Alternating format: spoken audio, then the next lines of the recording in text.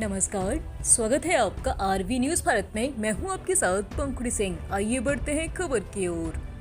झांसी में संघर्ष सेवा समिति द्वारा वृहद स्तर पर कन्याओं के विवाह में सहयोग के क्रम में जनपद के नगरा क्षेत्र स्थित राजीव नगर निवासी संतोषी अहिरवार अपने परिजनों के साथ संघर्ष सेवा समिति के सक्रिय सदस्य ओमकार अहिरवार के सहयोग से समिति कार्यालय पहुंची, जहां डॉक्टर संदीप से विवाह के संबंध में आवश्यक वार्तालाप हुई। संतोषी के पिता का स्वर्गवास हो चुका है। उनकी माता लक्ष्मी किसी तरह परिवार का भरण पोषण कर रही हैं।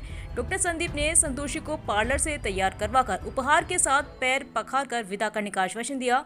विवाह के दिन संतोषी जनपद के इलाहाबाद बैंक चौराहे स्थित प्रतिष्ठित कलर्स ब्यूटी पार्लर से तैयार होकर अपने परिजनों के साथ संघर्ष सेवा समिति कार्यालय पहुंची, जहां समिति के संस्थापक डॉक्टर संदीप सरावगी और मनोज रेजा द्वारा संतोषी के पैर पखारे गए। उपहार के रूप में ट्रॉली बैग, वस्त्र और अन्य उपहार भेंट किए गए।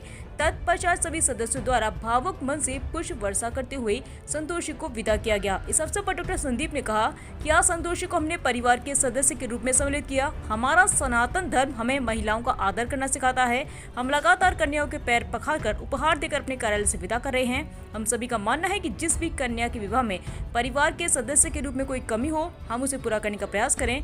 हम संतोषी को आजीवन परिवार के सदस्य की तरह सहयोग का आश्वासन देते हैं। किसी के आंसू पोंछना या किसी के काम आना ही सबसे बड़ा धर्म है।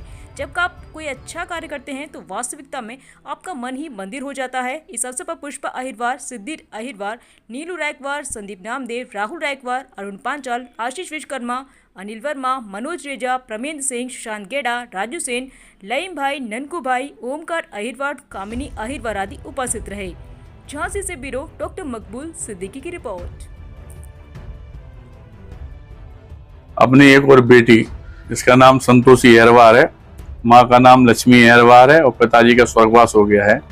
संघर्ष सेवा समिति की एक नई मेंबर, नए परिवार का सदस्य के रूप में आज हमारी बेटी की शादी है। नरवर से आज बारात आई है यहाँ से।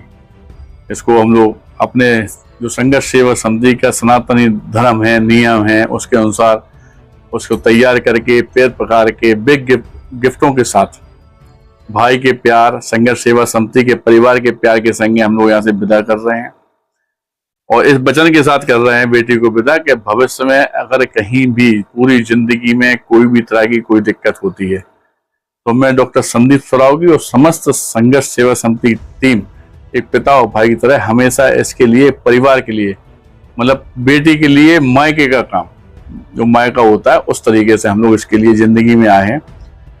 और इसके साथ साथ पूरे बुंदेलखंड वासियों को, झांसी वासियों को एक संदेश हमेशा की तरह फिर से देना चाहते हैं कि दोस्तों यकीन मानो, भगवान नाम मंदिर में मिलेगा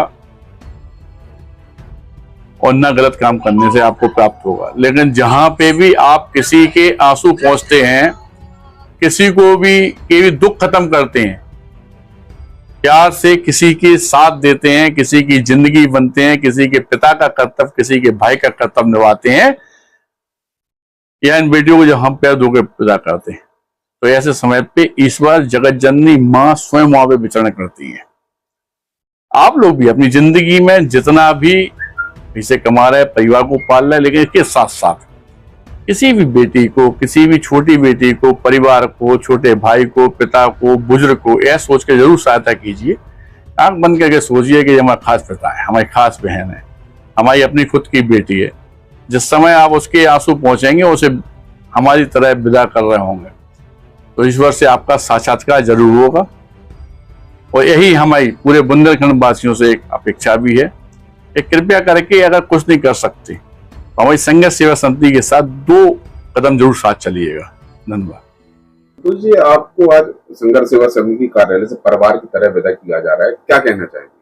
मुझे इधर आके बहुत अच्छा लगा। मतलब मैंने आज के टाइम के अकॉर्डिंग फर्स्ट बार ही ऐसा देखा है, कोई सगे की तरह मतलब हमको इतना मान रहा है। आज के टाइम के अकॉर्डिंग तो सगे लोग भी सगे नहीं होते हैं, बट भैया ने इधर आके, मैं इधर आई भैया के पास, मुझे भैया से मिलके बहुत अच्छा लगा।